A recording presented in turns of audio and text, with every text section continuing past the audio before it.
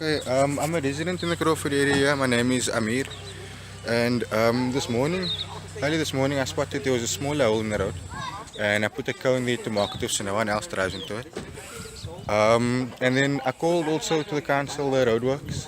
I told them what's happening. They said they're gonna send me a reference number, so I didn't get the reference number from them.